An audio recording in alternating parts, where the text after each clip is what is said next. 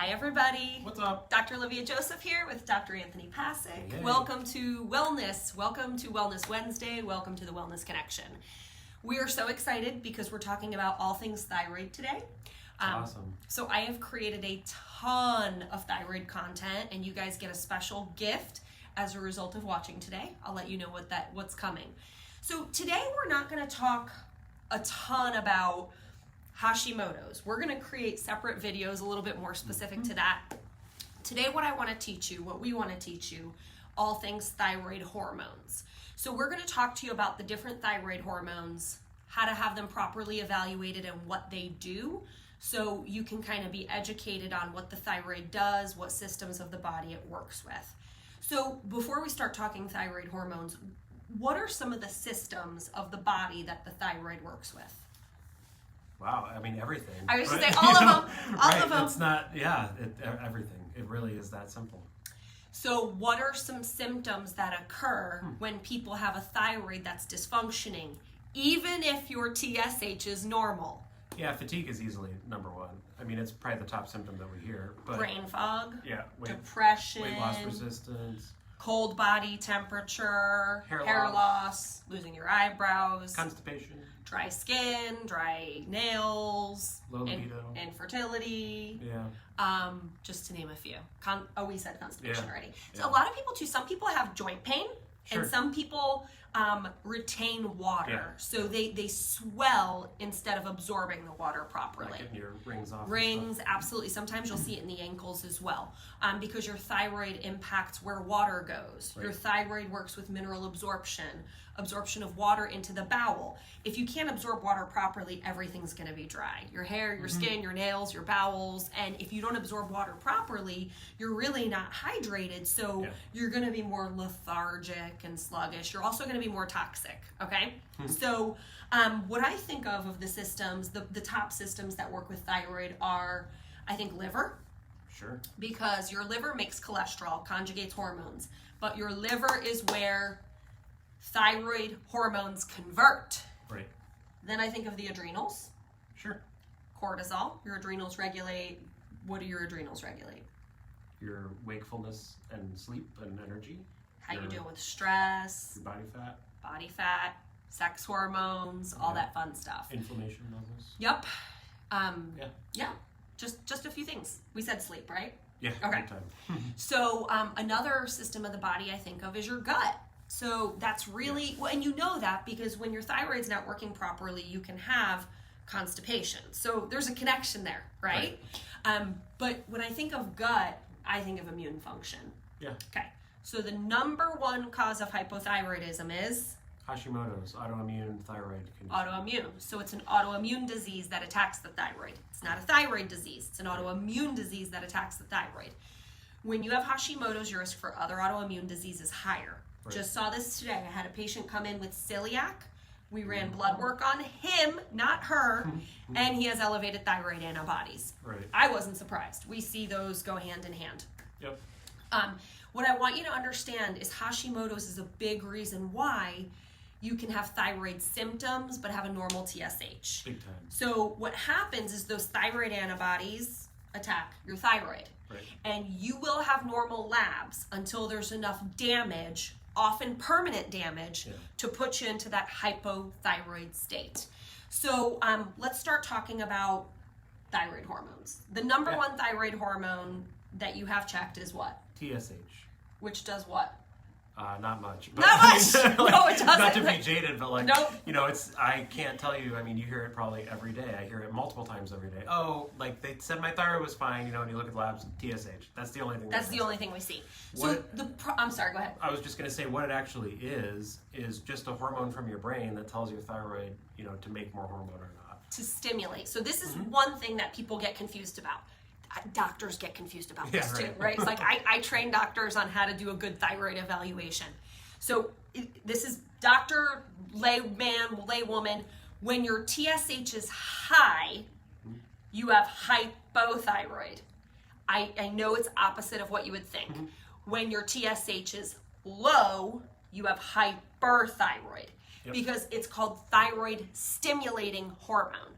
So if the hormone's low, your thyroid's getting overstimulated. Your thyroid's absorbing too much stimulating hormone. If the hormone levels are too high, your thyroid's not getting enough stimulation and it's slow and sluggish. So it's opposite of what you would think. Yeah. The other thing I want to say is, let's talk about functional ranges. So the normal range on TSH, it's really, really big. It's huge. It could be from like 0.4 to 4.5. I've seen it as high as 5. Yeah, it's a very big range. Because it varies from lab to lab. Right. So what that means is if you get your labs done at Mercy, SSM, LabCorp, Quest, can't think of any other labs off the top of my head. Right. Every one of them has a different normal range for TSH. So how tricky is that, right? It's important you understand what functional ranges are. And this is something that I created as a training for doctors that you guys are getting as a special gift. I also give it to all the people who attend my thyroid workshops. So TSH, the functional range I have here is 1.8 to 3.0. I like to see it between a 1 and a 2, if I'm being honest. Within a 1 and a 3, I would call normal. Right. But you don't know what the thyroid's doing with the TSH. Right. If you do not have the other thyroid markers, you have no freaking clue what is going on with your thyroid. So let's talk about those other markers. It's also, as much as we say it's not great, it's we run it on everybody. Like, it's essential to know. Oh, it is essential. It's just not enough by itself. It's not at all. Like, not at all. It makes no sense to me to look at a TSH without looking at all the other stuff. So what are the immediate thyroid hormones that people commonly know outside of TSH? T4 and T3. Right. And those are the 2 hormones that come out of your thyroid gland and do stuff in your body. So T4 doesn't do as much. It doesn't. No. Okay, so but that's if you end up on levothyroxine, if you end up on Synthroid, it is synthetic T4. Right. T4 has to convert to T3 to go to TSH. So 4, 3, TSH. What does T3 do? Everything. Everything! It's the gas pedal for all of the cells in your body. It makes them do their stuff better, faster, stronger. Because it brings oxygen to your cells. So when you see a low free T3, your metabolism stinks, you're tired, you're heavy, you've got that brain fog. Sometimes you work out and you feel worse because you're not getting fuel to your cells. You sleep for 9 hours, 10 hours, and wake up exhausted. Still exhausted. Yeah. So with thyroid, you tend to be wake up really sluggish, and as you get going, you'll kind of pep up a little bit more. So thyroid people never really feel rested upon waking. Yeah. So that free T3, that's your fat burning hormone. That's what regulates your body temperature, your metabolism, all that important stuff. So there's a free and total T3, a free and a total T4. Yep. Free T3 is the more important one to me all day, every day. Big time. And you do not get T3 when you take Synthroid or levothyroxine, which is a huge reason why people don't feel better on thyroid medicine.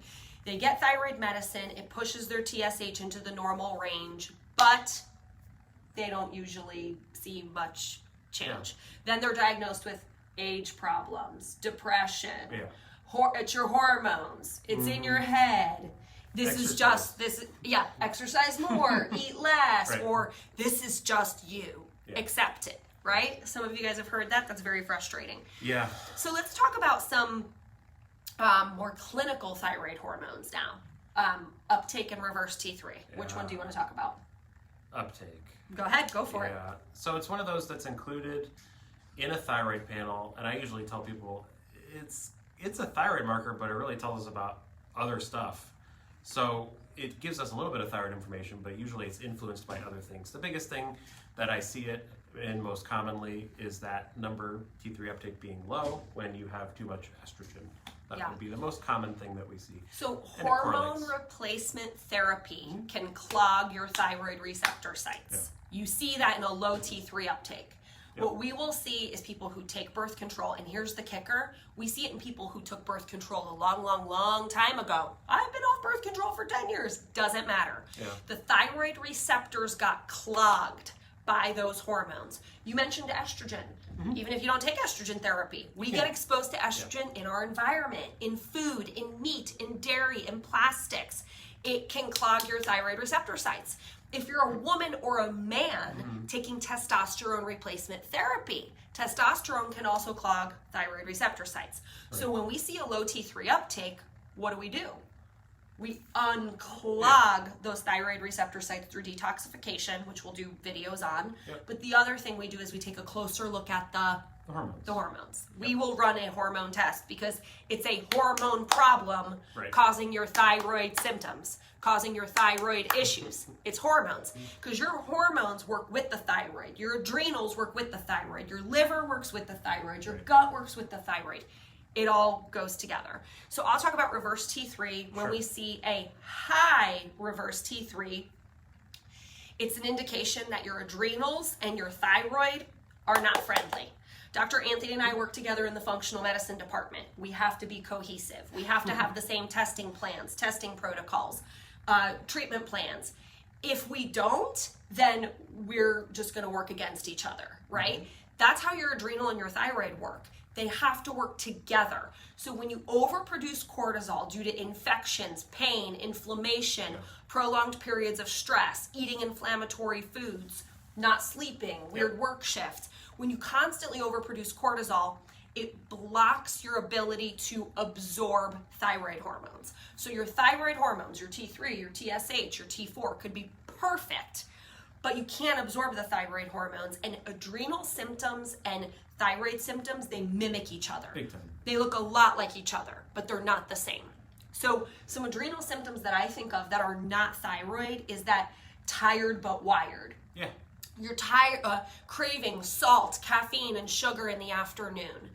Lightheadedness when you stand dizziness, lightheadedness upon standing. I also think of people who are just exhausted, go to bed, their head hits the pillow, and boom, can't fall asleep. Yeah. That is not thyroid. That is adrenal, and your adrenals work with the hormone system. And now let's talk about the gut and autoimmune. So what are the autoimmune antibodies that we look at for Hashimoto's? For Hashimoto's, there's TPO and TGB, thyroid peroxidase and thyroglobulin. They're big fancy words for, is your immune system angry? Is it attacking this body part? Is it recruiting soldiers from your immune system to fight this battle against your own body part, which is not a good thing. It's not a good thing because with autoimmunity, it can turn on, it can turn off and go into remission, but your risk for other autoimmune disease is higher. And once it turns on, even if you turn it off, your risk for it going back on at some point in your lifetime is pretty high. Right. So it's something that we monitor lifelong, always. Yep. So one thing I tell people is when you have elevated antibodies, you have Hashimoto's, we see antibodies at 60, we see it at 600, we see it at 900, we order thyroid ultrasounds, we work with endocrinologists. It's still Hashimoto's, right? Yeah. So our goal isn't necessarily to get it into remission. Our goal, if we can do that, believe me, that's, we celebrate, and we see it happen every day. Right. What our goal is to protect the thyroid, to find out what other systems of the body are working against the thyroid. Right. Because we may not be able to get the antibodies to go away, but what we can do is keep them from damaging the thyroid. We can confirm that with the right blood work, and we can confirm that with the right diagnostics such as thyroid ultrasound. So I'll have some people, their markers are perfect. We get them feeling 100 times better. Their antibodies are still high and they're just so depressed. Yeah. We'll do a thyroid ultrasound. We're like, your thyroid, there's no damage. There's no damage in the thyroid. That's the goal. Right. So the thing I would say is TPO is elevated way more commonly than thyroglobulin, than antithyroglobulin. Yep. Some doctors freak out when they see an antithyroglobulin because conventionally trained practitioners believe it's a marker of thyroid cancer. Sure. It's kind of an old school thinking. Yeah. We're going to see antithyroglobulin elevated in people with Hashimoto's way more frequently than we're going to see thyroid cancer. So we do look at both those antibodies. They both deserve to be brought up, and just to check one isn't enough. Yeah, I would say, to elaborate on that point, it doesn't, I've heard some people say and write that like if it's one versus the other, you should do something different, or there's other considerations. We haven't really found that. No, not at all. If it's one or the other or both, doesn't really practically doesn't change what we're doing. The other thing I'll say with antithyroglobulin is you're not supposed to have them. period. They're antibodies that are attacking your thyroid. With TPO, there's different ranges that we look at. That number goes really high or really low. With thyroglobulin, antithyroglobulin is not supposed to be there. That is an attack on your thyroid, period. That one I find sometimes is slower or harder to bring down than a TPO. But at the end of the day, I've seen that one go into remission too. Just saw a patient this morning with that. So we're briefly going to mention TSI. It's not part of normal thyroid testing. We only order it if we see what? Really low TSH. Really low TSH, which is hyperthyroidism. So it happens. I think it's worth mentioning because we might see one patient a year. Like there might be somebody out there watching that sees that. It is acutely a lot more dangerous. It has to be caught and managed because it can be fatal. It can cause major heart issues. So we don't screw around. If we see so I want to say one thing. If you are on medication and your TSH is too low, that's your medication. That's it. You don't have hyperthyroidism. Some doctors like to keep the TSH really low. They like to over-medicate to really not have that thyroid work much at all. Or if you're taking a glandular, it'll often make it a lot lower than just like a Synthroid will, just from experience. So if you're on medicine and you have a low TSH, it is what it is. We still look at all the other stuff, but it's not alarming. But if you have a low TSH, we run a TSI.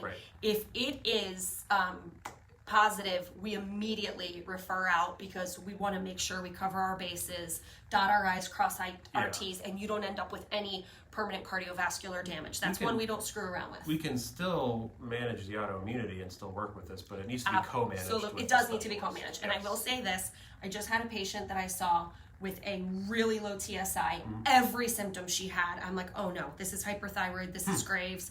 Referred her to the endocrinologist. He completely cleared her. He goes, you're good to go. Do what you need to do functionally. Her immune system was so confused because she had such gut, hormone, adrenal issues. We worked on all that, and the symptoms went away, and that TSH just fell into that normal range. But I mean, I would not.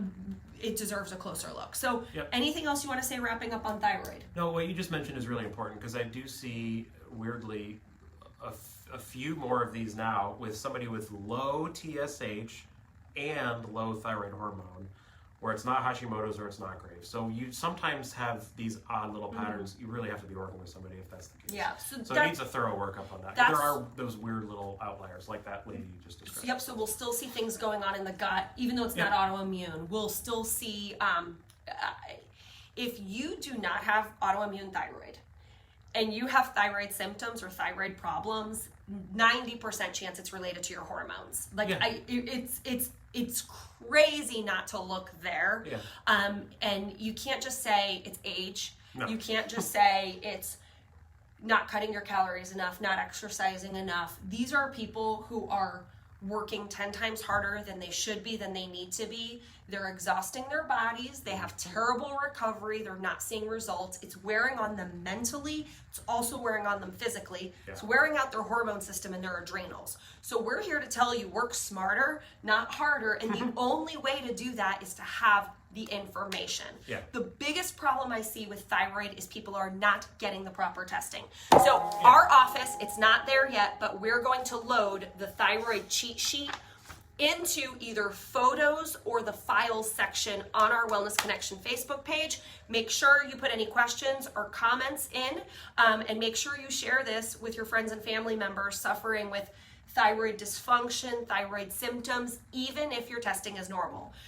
We'll see you next week. We will be digging way deeper into gut health, detoxification. We're going to do a separate video just on Hashimoto's, just on adrenal function, because these are issues we see very, very commonly in our society today. Every single day. So we'll see you next week. Bye.